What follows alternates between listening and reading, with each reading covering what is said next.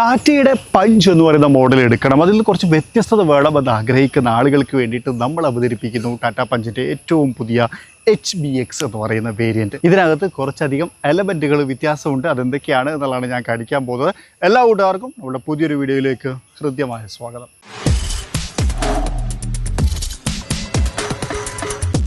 വീഡിയോയിലേക്ക് വിശദമായിട്ട് പോകാം. അതിനു മുമ്പ് ഒന്ന് രണ്ട് കാര്യങ്ങൾ സൂചിപ്പിക്കാനുള്ളതെന്ന് വെച്ച് കഴിഞ്ഞാൽ നമ്മുടെ ചാനൽ ആദ്യമായിട്ട് കാണുന്ന സുഹൃത്താണ് നിങ്ങൾ ഇതുണ്ടെങ്കിൽ ഒന്ന് സബ്സ്ക്രൈബ് ചെയ്യുക. അപ്പോൾ നിങ്ങൾ എന്തെങ്കിലും അഭിപ്രായം വീഡിയോനെ കുറിച്ചോ പ്രസൻറ്റേഷനെ കുറിച്ചോ ഇമ്പ്രൂവ് ചെയ്യാനുള്ള പോയിന്റുകളെ കുറിച്ചോ ഇഷ്ടമായില്ല അങ്ങനെ എന്തെങ്കിലും ഒരു പോയിന്റ് നിങ്ങൾ താഴെ ഒന്ന് കമൻറ്റ് ചെയ്യുക. അപ്പോൾ തന്നെ ചാനൽ നമ്മളിങ്ങനെ കാണുന്ന സമയത്ത് സബ്സ്ക്രൈബ് ചെയ്തിട്ടുണ്ടോ എന്നുള്ളത് ഒന്ന് ചെക്ക് ചെയ്യുന്നത് നല്ല കേട്ടോ. കാരണം നമ്മളിങ്ങനെ സ്വിച്ച് ചെയ്ത് പോകുന്ന സമയത്ത് ചിലപ്പം മറന്നിട്ടുണ്ടായിരിക്കും എന്നുള്ളതാണ്. രണ്ടാമത്തത്, മുമ്പ് ഓട്ടോ എക്സ്പോയിലാണ് ടാറ്റ HBXനെ ആദ്യമായിട്ട് ഇൻട്രൊഡ്യൂസ് ചെയ്തിട്ടുണ്ടായിരുന്നത്. അപ്പോൾ കുറേ ആളുകൾ അതിൻ്റെ ആ ഒരു അഗ്രസീവ് ലുക്ക് ഭയങ്കരമായിട്ട് ഇഷ്ടപ്പെട്ടു. കുറേ ആൾക്കാർ അതിനെ മിനി ഡിഫൻഡർ എന്നൊക്കെ വിളിച്ചിട്ടുണ്ടായിരുന്നു. സോ അങ്ങനെ ഒരു ലുക്ക് ഇഷ്ടപ്പെടുന്ന ആൾക്കാർക്ക് വേണ്ടിയിട്ട് ടാറ്റ ഈ വാഹന വിപണിയിലേക്ക് ഇറക്കിയാണ്. ഒരു കാര്യം ആദ്യം തന്നെ പറയട്ടെ, നിങ്ങൾക്ക് നിലവിൽ ടാറ്റ പഞ്ച് ഉപയോഗിക്കുന്ന ആളാണെങ്കിലും HBXലേക്ക് വേണമെങ്കിൽ അപ്ഗ്രേഡ് ചെയ്യാം. കാരണം ഇതൊരു ആക്സസറീസ് പാക്ക് പോലെയാണ് എന്നതാണ്. സോ അതിനെക്കുറിച്ച് കൂടുതൽ അറിയണമെന്നുണ്ട് നിങ്ങൾക്ക് നിങ്ങളുടെ ഡീലർഷിപ്പുമായിട്ട് ബന്ധപ്പെടാം. എനിക്ക് ശരിക്കും പറഞ്ഞാൽ നല്ല ഇഷ്ടപ്പെട്ടു. പ്രത്യേകിച്ച് ഈ ഒരു കളറിനകത്ത് ഞാനിപ്പോൾ ഈ ഒരു വണ്ടി കുറച്ച് ദിവസമായിട്ട് ഉപയോഗിക്കുന്നു, അറൗണ്ട് 1 വീക്കായി.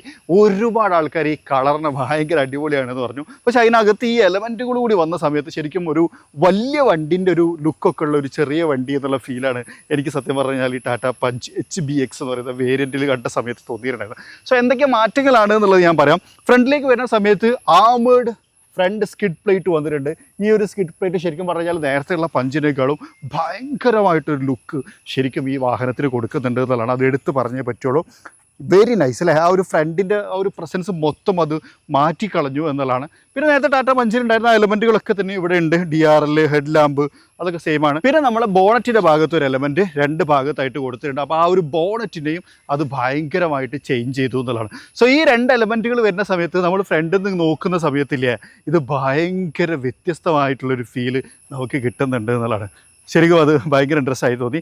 360 ഡിഗ്രി ക്യാമറ ഒക്കെ കേട്ടോ ഫ്രണ്ടിൽ. അതൊക്കെ നേരത്തെ ടാറ്റ പഞ്ചിലുള്ള അതേപോലെ തന്നെയാണ് വന്നിരിക്കുന്നത്. സൈഡിലേക്ക് വരുന്ന സമയത്തും കുറച്ച് കാര്യങ്ങൾ കൊണ്ടുവന്നു. ഒന്നാമത്തെന്ന് വെച്ച് കഴിഞ്ഞാൽ നമ്മളിവിടെ ഇത് ശരിക്കും ഒരു പുതിയ എലമെൻ്റായിട്ട് ക്രമീകരിച്ചിട്ടുണ്ട്. ആ ഒരു ഗാർഡും കാര്യങ്ങളൊക്കെ വരുന്ന സമയത്ത് ചെളിയും കാര്യങ്ങളൊക്കെ കുറച്ചുകൂടി തെറിക്കുന്ന കാര്യങ്ങളൊക്കെ ഒഴിവാക്കാം. അപ്പോൾ അതും കൂടെ വന്നു കഴിഞ്ഞാൽ സ്കിഡ് പ്ലേറ്റും ഭയങ്കര മനോഹരമാക്കിയിട്ടുണ്ട്.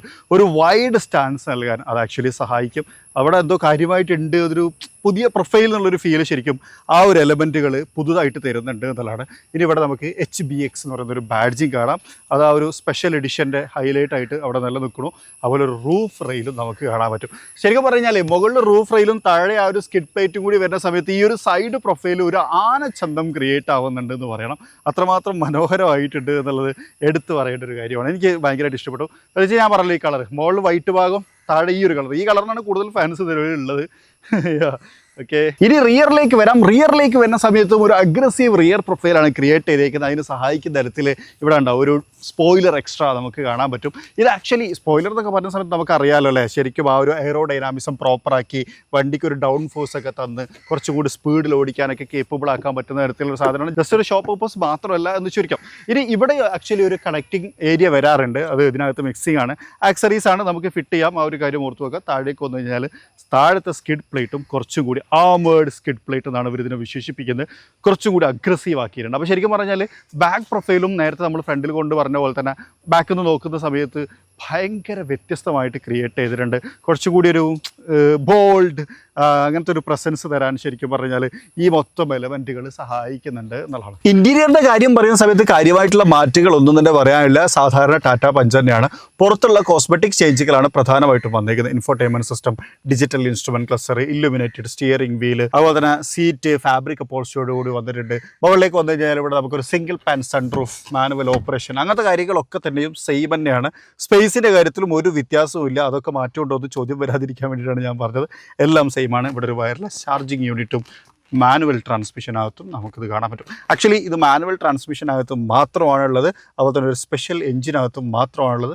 അതിനെക്കുറിച്ച് ഞാൻ പറയാം. എഞ്ചിൻ സ്പെഷ്യൽ അല്ല, നേരത്തെ ഉള്ളത് തന്നെയാണ്. പക്ഷേ ആ ഒരു എഞ്ചിനകത്തും മാത്രമേ ഇതുള്ളൂ. അതിലേക്ക് വരാം. അതാണ് ഈ കാണുന്ന എഞ്ചിൻ. ഇതിപ്പോൾ ആക്ച്വലി കുറേ ദിവസമായിട്ട് ഓടിക്കൊണ്ടിരിക്കുകയാണ്. ഞാൻ ഈ വണ്ടി കോയമ്പത്തൂരിൽ നിന്ന് നാട്ടിൽ വരെ ഓടിച്ചിട്ടുണ്ടായിരുന്നു കേട്ടോ. അതിൻ്റെ ഒരു ചെളിയും ഇതിനകത്തുണ്ട്. പുറത്ത് ഞാൻ വാഷ് ചെയ്തപ്പോൾ ഇത് വാഷ് ചെയ്തിട്ടുണ്ടായിരുന്നില്ല, അത് വേറെ വിഷയം. എനിവേ ഇതാണ് എഞ്ചിൻ വരുന്നത്. ഒരു 1.2 ലിറ്റർ ഐ ടെർബോ എഞ്ചിനാണ്, അതായത് ടാറ്റയുടെ ഏറ്റവും പുതിയ ടെർബോ എഞ്ചിൻ. 120 PS പവറും 170 Nm ടോർക്കും ഇത് ഉൽപ്പാദിപ്പിക്കും എന്നുള്ളതാണ്. ഈ എഞ്ചിന് രസകരമായിട്ട് എനിക്ക് തോന്നിയ കുറച്ച് കാര്യങ്ങളുണ്ട്, അത് ഞാൻ ഡ്രൈവ് ചെയ്യുന്ന സമയത്ത് വിശദമായിട്ട് പറയാം.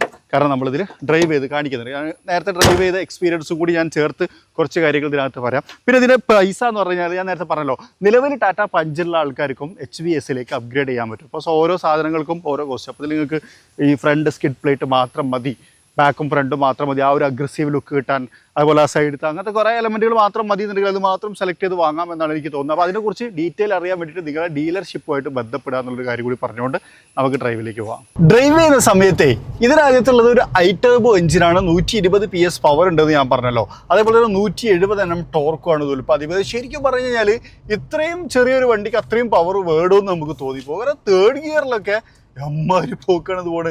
ചില സമയത്ത് ഇത് ആക്ച്വലി മുംബൈയിൽ നിന്ന് ഓടി ഇങ്ങോട്ട് വന്ന വണ്ടിയാണ്. കോയമ്പത്തൂർ മുതലാണ് ഞാൻ ഓടിച്ചിട്ടുണ്ടായിരുന്നത്. അവിടെ വരെ ടാറ്റയുടെ സ്റ്റാഫാണ് ഡ്രൈവ് ചെയ്ത് വന്നത്. കോയമ്പത്തൂരിൽ നിന്ന് ഇങ്ങോട്ട് ഞാൻ ഓടിച്ചു, കാരണം ഞാൻ ഇങ്ങോട്ട് വരുന്ന വഴിയിലാണ് ഉണ്ടായിരുന്നത്. ആ സമയത്ത് എനിക്ക് ഫീൽ ചെയ്തൊരു കാര്യം എന്താ വെച്ച് കഴിഞ്ഞാൽ, തേർഡ് ഗിയർ മതി, അത്യാവശ്യം നല്ല പെർഫോമൻസിലേക്ക് ഇത് വരാൻ. പക്ഷേ 6 ഗിയർ ആക്ച്വലി ഉണ്ട്. അപ്പോൾ പകുതി കൊണ്ട് തന്നെ നമ്മളൊരു ഹൈവേയിലെ നീടൊക്കെ ഇത് മാച്ച് ചെയ്യും. പക്ഷേ മൈലേജ് കുറയുമെന്ന് മാത്രമേ ഉള്ളൂ അങ്ങനെ ഓടിച്ചു കഴിഞ്ഞാൽ.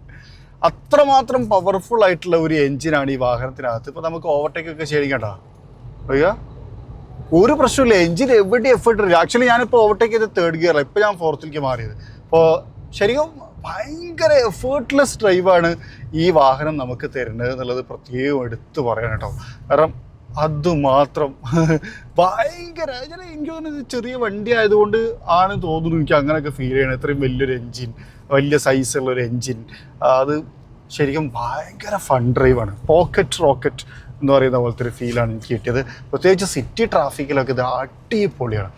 സിഗ്സാഗൊക്കെ എടുത്ത് പോകാനും ഓവർടേക്ക് അടിച്ച് കയറാനും ഒക്കെ ശരിക്കും സിമ്പിളി നമുക്ക് പറ്റുന്നുണ്ട്. Wow. Third gear I am going fourth now. Curve, വലിയ കർവൊക്കെ എടുക്കുന്ന സമയത്ത് വലിയ പ്രശ്നമില്ല, സിമ്പിൾ, അനായാസേന എവിടെയും. ശരിക്കും അതൊരു വലിയ ഒരു പ്രസൻസ് തരുന്നതുകൊണ്ട് തന്നെ നമുക്ക് ശരിക്കും പുറത്തുനിന്ന് കാണുന്ന സമയത്ത് ടാറ്റ പഞ്ചാണോ എന്ന് തോന്നിപ്പോട പോലെ തോന്നിപ്പോകും. ചെറിയൊരു വ്യത്യാസമൊക്കെ നമുക്ക് ഫീൽ ചെയ്യുന്നു. ശരിക്കും ഓടിക്കാൻ നല്ല സുഖമാണ് കേട്ടോ ഐ ടെർബോ സംഭവിച്ചവരുള്ളത്. എനിക്ക് 17.9 വരെ ആവറേജ് ഫ്യൂൽ എഫിഷ്യൻസി കിട്ടിയിട്ടുണ്ട് ഞാൻ ഹൈവേയിൽ ക്രൂസ് ചെയ്യുമ്പോൾ. ഈ 18 ധാരാളമായിട്ട് എനിക്ക് തോന്നി. പെട്രോളാണല്ലോ, അത് വെച്ച് നോക്കുന്ന സമയത്ത് 18 നല്ല മൈലേജാണ്. ഇൻട്രസ്റ്റിംഗ്. സ്റ്റിയറിംഗ് വീലൊക്കെ ഭയങ്കര ലൈറ്റാണ്, ക്ലച്ചും കുഴപ്പമൊന്നുമില്ല, ട്രാൻസ്മിഷൻ ചേഞ്ചൊക്കെ ഭയങ്കര ഈസിയാണ്. ശരിക്കും വളരെ കുറച്ച് സമയങ്ങളിൽ മാത്രമേ നമുക്ക് ചേഞ്ച് ചെയ്യേണ്ടുള്ളൂ എന്ന് തോന്നിപ്പോകും, അതാണ് പ്രശ്നം.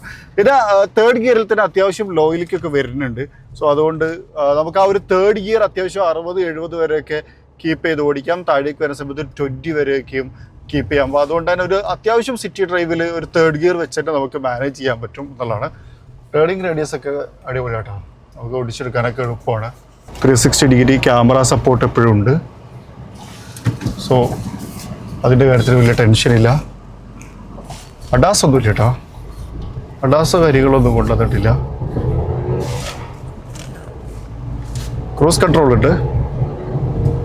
യെസ്, എന്താ നോക്കിയാലേ ഭയങ്കര ഫ്ലോ പോലെയാണ് ഇത് ഡ്രൈവ് ചെയ്യാൻ പറ്റുന്നത് എനിക്ക്. സോ ഡ്രൈവിൻ്റെ കാര്യത്തിൽ ഞാൻ ഭയങ്കര ഹാപ്പിയാണ് എന്നതാണ്.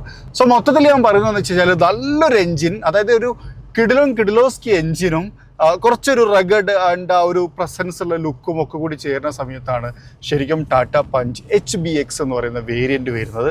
ആ ഒരു കുറച്ച് ഗ്രാഫിക്കൽ എലമെൻറ്റുകൾ അത് നല്ല രസമുണ്ട്, ആക്ച്വലി വർക്ക് ആവുന്നുണ്ട്, അതും ഈ ഒരു എൻജിനും. അപ്പോൾ പെർഫെക്റ്റ് മാച്ച്. എവിടേക്കും കയറി പോകുമ്പോൾ അത്യാവശ്യം നല്ല ഗ്രൗണ്ട് ക്ലിയറൻസ് ഒക്കെ ഉണ്ട്, അപ്പോൾ ഒന്നും വലിയ പ്രശ്നമില്ല. അപ്പോൾ ഒരു പഞ്ചിൻ്റെ ഒരു വ്യത്യസ്തമായിട്ടുള്ള വേരിയൻറ്റ് വേണമെന്ന് ആഗ്രഹിക്കുന്ന ആൾക്കാർക്ക് ട്രൈ ചെയ്യാൻ പറ്റുന്ന ഒരു സാധനമായിട്ട് നമുക്ക് ടാറ്റ പഞ്ച് HBXനെ വിശേഷിപ്പിക്കാം. അപ്പോൾ ഇതിൻ്റെ പ്രൈസും കാര്യങ്ങളൊക്കെ ഞാൻ പറഞ്ഞല്ലോ, ഓരോരുത്തരും കസ്റ്റമൈസ് ചെയ്യുന്ന രീതിക്ക് അനുസരിച്ചാണ്. സോ അതറിയാൻ വേണ്ടിയിട്ട് നിയറസ്റ്റ് ആയിട്ടുള്ള ഡീലർഷിപ്പിൽ ബന്ധപ്പെടാം. ഒരുപാട് ഡീലർഷിപ്പുകൾ നിങ്ങൾക്കൊക്കെ നാട്ടിലുണ്ടായിരിക്കും, അവർ ഇത് ബന്ധപ്പെട്ട് കഴിഞ്ഞാൽ അവർ പറഞ്ഞുതരും എന്നുള്ളതാണ്. ഇത്രയാണ് ടാറ്റ പഞ്ച് HBXനെ കുറിച്ച് പറയാനുള്ളത്. നിങ്ങൾക്ക് ഇഷ്ടപ്പെട്ടിട്ടുണ്ടാവും വിചാരിക്കുന്നു. ഇഷ്ടപ്പെട്ടെങ്കിൽ ലൈക്ക് ചെയ്യാൻ മറക്കരുത്. അപ്പോൾ തന്നെ ചാനൽ ആദ്യമായിട്ട് കാണുന്ന സുഹൃത്തുക്കളുണ്ട്, നിങ്ങൾ ഫോളോ ചെയ്യാൻ മറക്കരുത്. അപ്പോൾ മറ്റൊരു വീഡിയോയിൽ മറ്റൊരു വിശേഷമായിട്ട് കാണാം. അതുവരെ ചെറിയൊരു ബ്രേക്ക്.